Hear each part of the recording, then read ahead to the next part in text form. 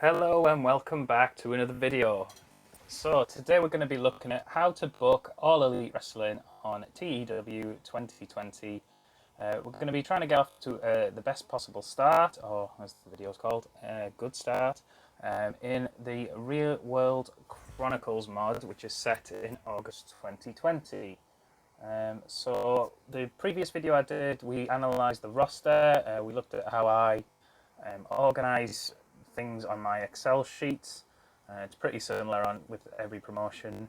We had a look at the product, some of the things that we're going to be looking into. We need a Wild Brawl, a Mayhem or a Car Crash match on each show. We need a storytelling match, and we need a Steal the Show match. And if not, we will see penalties. We've got to have 2 storylines or more at 50 heat. That shouldn't be a problem. I have set up some storylines. Let's get into the game. And those storylines, as you can see here, I've renamed a few from the last video. The women's division, I've got, because Awesome Kong and Shida are my only decent female wrestlers in ring-wise, he'll be able to sort of carry this division. And as Awesome Kong's aware, 5 months filming, that leaves us with a roster of unpopular or who are half decent workers, or popular who are not very good wrestlers. So I've had to try and make some signings. They're not available for this show that we've got coming up. So the women's division were heavily featured on AEW Dark, which I booked earlier. It's a B show. It's on YouTube. It's not really worth, anything you book on there is fine. It doesn't matter what the result is. It's a B show. So I haven't included that on this video. We're just going to do the AEW Dynamite show. As I said, always have a look at your product. It's really important. If you don't stick within these guidelines, you will be penalised. It's always worth remembering that you only need to have 3 strong angles, so just try and make those 3 angles that you're focusing on the strongest they can be, and 3 strong matches within the show. Obviously your main event is important, but the other 2 matches can be anywhere on the show.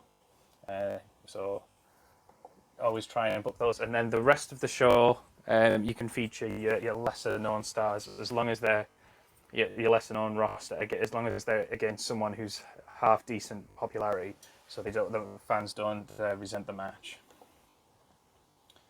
Joey Janela got injured on AEW Dark.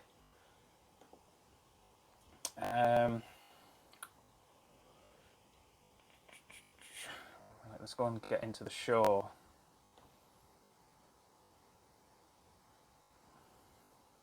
I have already pre-booked it, but I'll have a quick look through with you. If you would like to watch me put the show together, that's fine. I'll do that in future videos. Just leave it in the comments. I just thought it'd be quicker, so you're not just sitting around watching me do something you could do in the game. So I've got my best road agents, Arn Anderson and Dean Malenko. So in my best angles and matches, I'll be going through to double check that I've put them in there. I'm ending the show with a Wild Brawl between John Moxley and Darby Allin. This was a pre-booked match from the television show from it was either the 27th or the 29th of July. I can't remember off the top of my head. I watched the show back. I mentioned it in the analysing video. And so there was 2 matches pre-booked. And the other one was Jericho versus Cassidy 2. So I've booked that one as well. I'm starting my tag team storyline here. So there's going to be 3 teams going over the next few months feuding.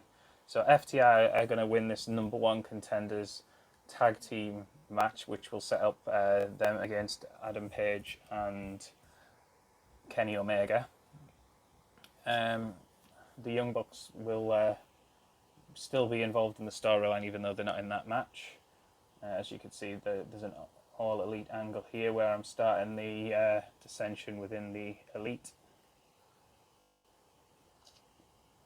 It's all centered around Adam Page's drinking and Kenny Omega's descent into his egomaniacal, the cleaner gimmick that he has in Japan. But I want to get, before he goes into his singles competitor, until he goes into the singles ranks, I want him to put on some strong tag team matches. Hopefully, anyway. Jericho, so that's to steal the show, the tag match. Jericho and Cassidy's obviously going to be storytelling. I'm going to have Orange Cassidy go over with a flash roll up, setting up their pay-per-view match. Got to keep Jericho strong. He's my most over form. He's going to lose overness, which is a shame. Hopefully he can gain it back in angles going up to the pay-per-view. We've got Cody going over Colt Cabana, and then in the post-match he will be attacked by Brody Lee, setting up that further in that feud. Got Christopher Daniels as the road agent on that one.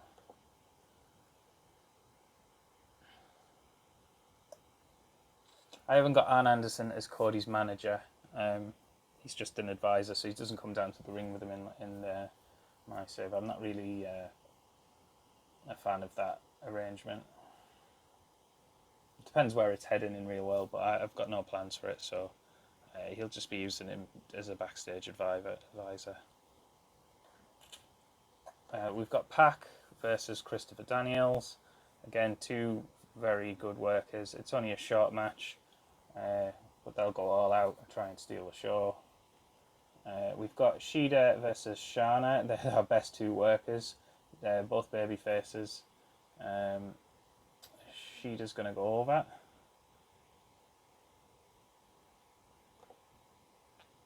The title isn't on the line. I've got the TNT and the World Heavyweight Championship on the line, so I didn't want to put the title on the line.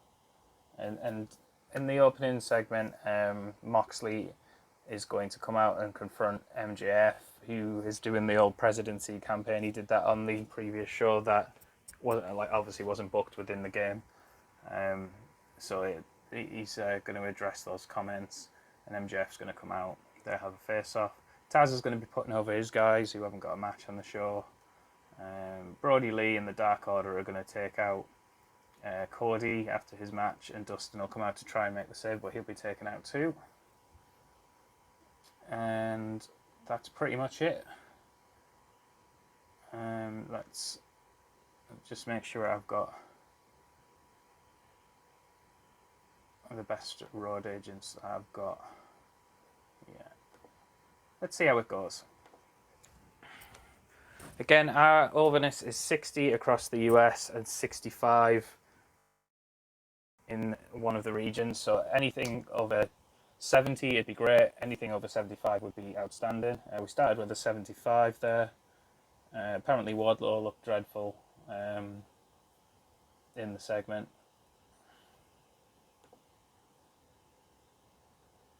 Shida beat Shana. Again, our women's division isn't the most, they haven't got the most over or the best wrestlers in the game, so it is what it is. We'll try and build that up. I'm trying to bring in two women to extend that, make the division a bit stronger. Those two are Cheerleader, Melissa, and Serena Deeb. Serena Deeb signed in real life. She's got 70 psychology, so she should be a good addition to the roster. I'll keep an eye on TNA and WWE's female competitors. 50 there. Taz hasn't got the best stats in the game, but I thought it would have been higher than that.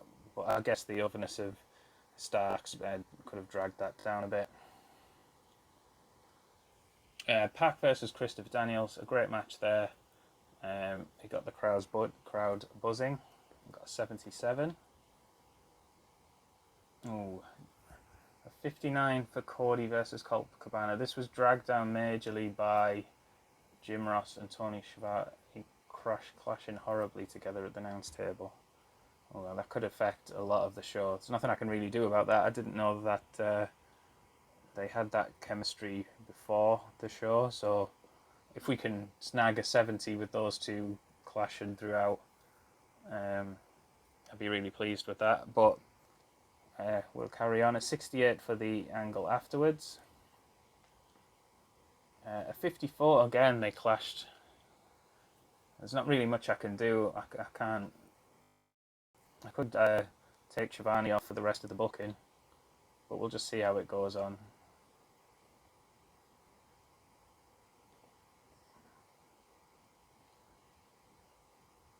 An 82 for the angle. They don't seem to be affecting the angles, but they're really letting the matches down. Oh, they haven't affected that one. Oh, they really horribly did. They affected that one as well. Oh, wow. 75 for that angle, 72 for that. So let's see what the final rating was. A 72. Considering that our announce team have totally trashed our show, a 72 is still going to increase our popularity in those regions. If we can sort out our announce team for the next show and keep up that format, because we've definitely got over the getting over the two storylines at 50 heat is really easy, especially with Jericho and Moxley's popularity and some of the wrestlers that you've got on in AEW. If it was the same as WWE with five storylines, then that would have been more difficult. So we'll see what the aftermath shows. So we're back after I just let the I just paused the recording there while it flashed through the update. So again, it's 72. The fans thought it was great.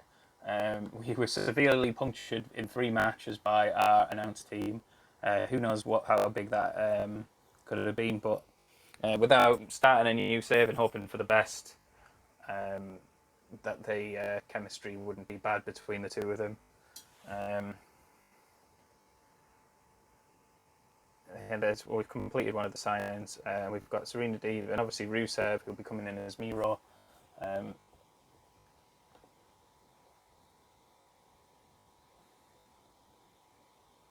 So at the beginning of the video, sorry, pre-recording, I got rid of the guy on the roster. I've forgotten his name now. The UK guy with the toxic aura around him. I know AEW got rid of him, and we like Jimmy Havoc. That was it. I'm sure that's his name. I released him.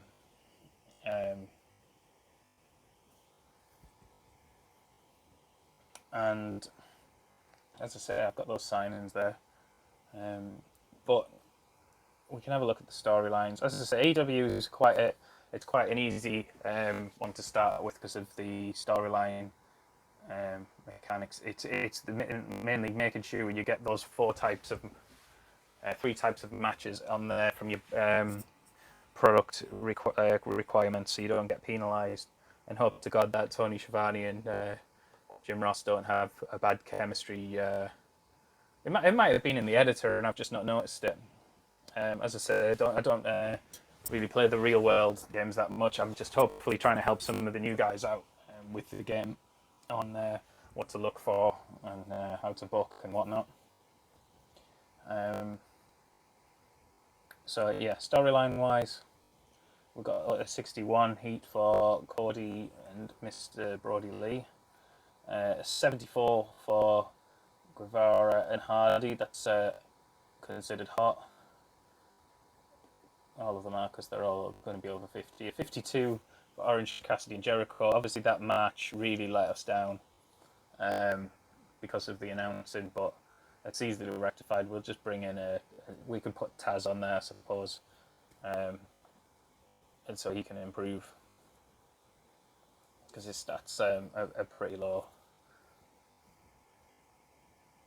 Moxley and MJF is at 72, and then the Elite is currently at 67.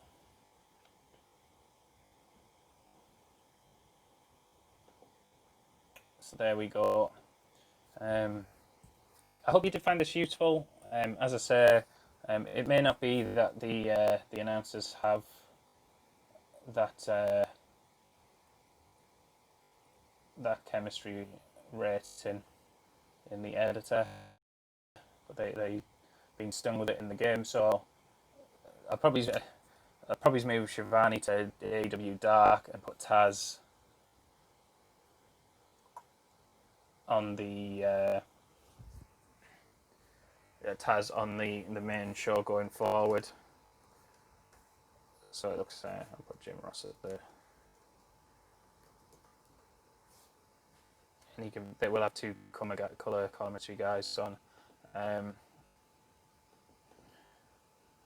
the same for, which is a shame, because I do like both Shivani and Jim Ross. They add a lot to the program, even if they do make fun of things that are quite modern that they don't agree with, because they were brought up in wrestling previous, obviously, from years past. Right, yeah. So if you'd want me to continue with this save and with the new announced team and see what rating we could get, I mean, I'm quite confident we could start getting 80s and higher, and really move AEW up the ranks. Or if you want me to continue booking other promotions, again, let me know in the comments.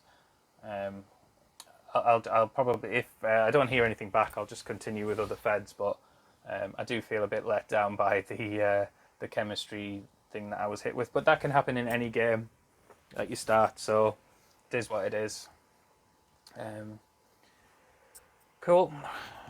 Right then, I'm going to be off. So, like I say, hopefully you like this video. You'll subscribe to the channel, and I'll bring loads more content through the week. Yeah. So I'll see you guys soon. Bye.